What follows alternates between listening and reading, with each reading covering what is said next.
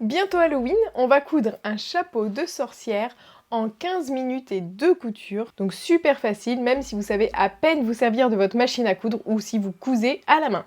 C'est parti! Ce chapeau est en feutrine et je vous offre le patron. Vous n'avez qu'à cliquer sur le premier lien en description de cette vidéo pour le télécharger. C'est une taille enfant d'un tour de tête à peu près de 54 cm. Mais à la fin de la vidéo, je vais vous montrer comment vous pouvez transformer ce patron pour en faire une taille adulte et même un chapeau sur mesure. Je suis Charlène et sur cette chaîne, vous allez trouver plein de tutos pour débutants en couture. Quand vous téléchargez le patron, vous êtes automatiquement abonné à ma lettre du mercredi dans laquelle je vous envoie les vidéos qui sortent et de l'inspiration couture. Il y en a beaucoup qui attendent cette lettre avec impatience, mais si vous, pour une raison ou pour une autre, elle ne vous plaît pas, vous pouvez toujours vous désabonner en cliquant sur unsubscribe en dessous de n'importe lequel de mes mails. Alors pour ce projet, dépendant de comment on place notre patron sur notre tissu, sur notre feutrine plutôt, on a besoin soit d'une sorte de carré de 55 par 65, donc c'est plutôt un rectangle mais qui ressemble à un carré, soit vous avez besoin d'une longue bande, vous allez mettre les deux patrons côte à côte. Et dans ce cas-là, vous aurez plutôt besoin de 80 cm de large sur à peu près 50 de haut. Vous aurez aussi besoin de fil noir et c'est tout. Donc vous téléchargez le patron. Pour télécharger le patron, vous rentrez votre mail, vous cliquez sur entrée et vous allez attendre que la page se charge. Là, vous pourrez télécharger votre patron. Vous allez l'imprimer en taille réelle ou 100%, vérifiez bien qu'il est en 100%. Vous découpez chaque forme et on va les assembler. On va scotcher le 1 avec le 1 et le 2 avec le 2 au niveau du petit rectangle, du petit carré là. Pour le 1, là, il y a un léger décalage, mais bon, je me suis un peu galérée avec mes fichiers faits à la main. Voilà, et ces deux-là, ils s'assemblent comme ceci. Voilà, donc, nous allons prendre notre feutrine et nous allons la plier en deux. On la plie en deux et sur le pli, on va mettre les parties où il y a marqué au pli.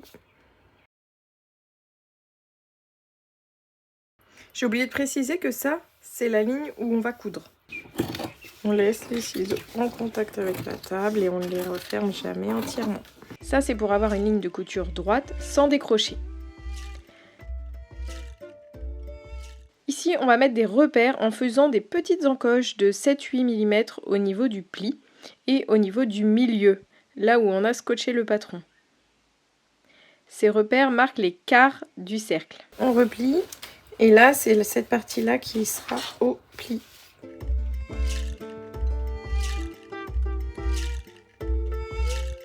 Ici aussi, on va faire une petite entaille au pli. On va épingler les côtés du cône, endroit contre endroit, même s'il n'y a pas vraiment d'endroit et d'envers ici. Et on va venir coudre sur cette ligne-là, depuis la pointe jusqu'à ici, à 1 cm du bord, en faisant un point d'arrêt au début et à la fin. Si vous ne savez pas ce qu'est un point d'arrêt, je vous invite à aller regarder la vidéo spécifique là-dessus sur cette chaîne. On se met là, alors on fait 3 points en avant et 3 points en arrière pour faire un point d'arrêt. Comme on a un peu d'épaisseur, ça a du mal à avancer, donc on va allonger le point pour avoir un point de 3,5 mm.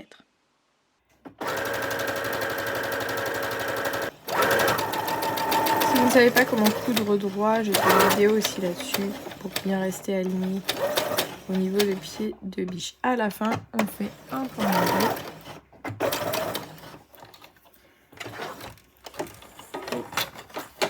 On va couper les filets à ras. Ici, dans la pointe, on va recouper un tout petit peu les marges de couture pour pas qu'elles nous gênent pour retourner avoir un joli pointu. Voilà. Ensuite, on va venir noter des repères. On a donc cette couture-là. On a le milieu qu'on a marqué tout à l'heure. On va venir les superposer tous les deux pour venir noter l'écart. Bon, on n'a même pas besoin du crayon d'ailleurs. On a juste besoin des ciseaux. On va faire une entaille au niveau des quarts. L'entaille ne doit pas faire plus de 1 cm.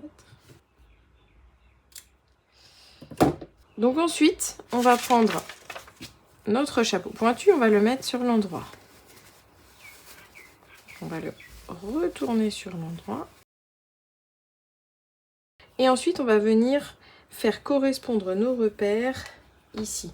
Donc, on se met endroit contre endroit. Moi, la feutrine, là, elle n'a pas vraiment d'endroit. Donc, peu importe. Voilà, on est bord à bord. Et on met une épingle à peu près au niveau de chaque repère.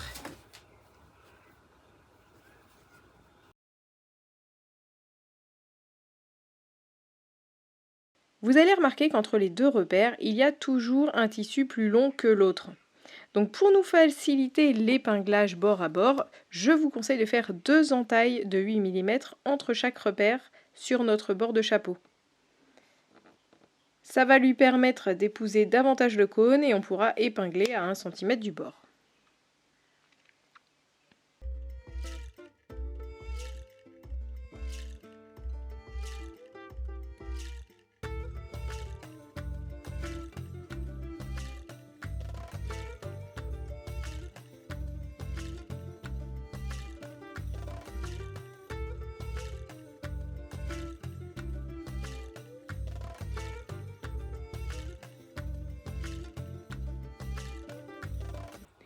Quand vous avez tout épinglé, normalement vous avez quelque chose comme ça. Alors c'est normal, on a des bouts de tissu qui vont former un angle, donc forcément c'est toujours ces choses-là qui sont un petit peu tricky à coudre, donc ça veut dire que là on va avoir des surplus de tissu qui vont faire un petit peu comme ça, donc nous on va piquer au bord et on va essayer de ne pas avoir de plis dans notre couture ici, et vous allez voir normalement ça devrait bien se passer si on a bien épinglé comme ça. Et on va aller tout doucement coudre à 1 cm du bord.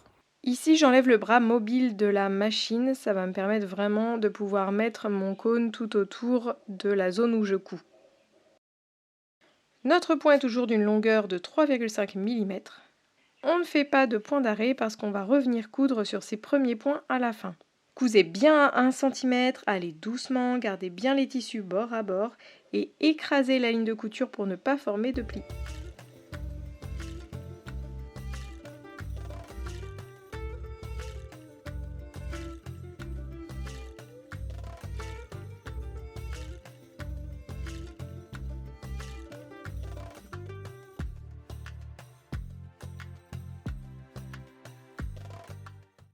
Quand on arrive à notre piqûre du début, on va tout simplement coudre quelques points par-dessus les points du début. Et c'est terminé.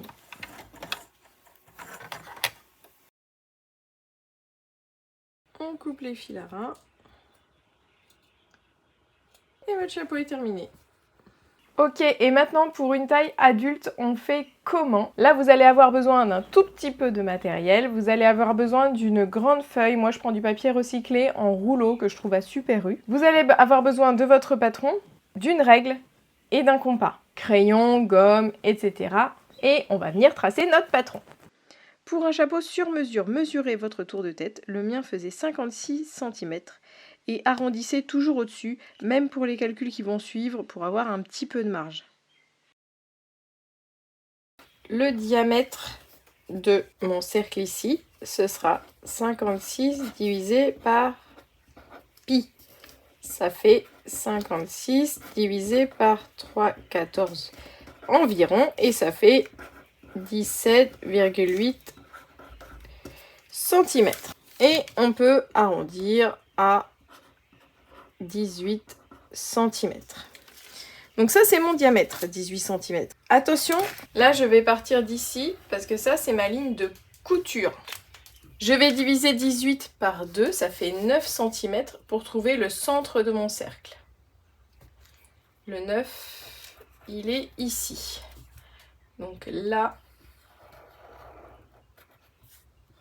ici, j'ai 9 cm. Je prends mon compas, je pointe à mon centre, je prends mes 9 cm et je vais venir les tracer ici. Lui, il me gêne. Ensuite, vous piquez ici, vous prenez la plus grande longueur et vous la tracez aussi.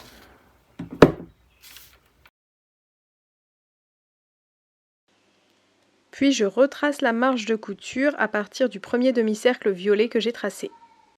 Donc là, je mesure 1 cm entre là où j'ai tracé et puis la marge de couture, c'est là où je vais couper. Donc là, la marge de couture, elle va faire ça.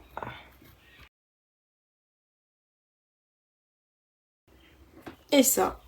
Et c'est là que je vais couper.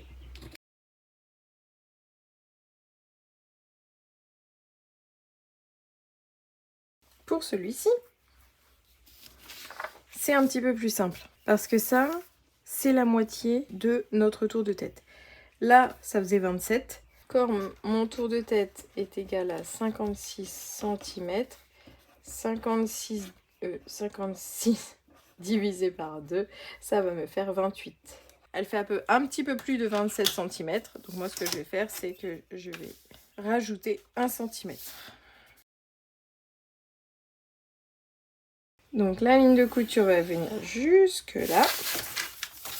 Donc fatalement, la ligne de pointe va venir jusqu'ici. Et ensuite, je rajouterai la marge de couture de 1 cm.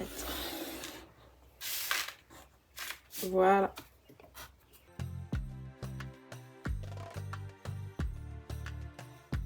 Et voilà, vous aussi vous pouvez aller à la fête déguisée. Comme d'habitude, si ce tuto vous a été utile, mettez un petit pouce vers le haut, mettez-moi un petit commentaire, dites-moi à quelle occasion vous avez pu coudre et porter ce chapeau de sorcier ou de sorcière. J'adore lire vos petites histoires, c'est comme pour ma cape de vampire. D'ailleurs, si vous voulez coudre une cape de vampire par la même occasion, je vous mets le tuto là-haut et je vous le mettrai aussi en description de cette vidéo. Je vous souhaite de bonnes fêtes déguisées et on se retrouve très vite dans ma lettre du mercredi ou dans la prochaine vidéo. Bye bye!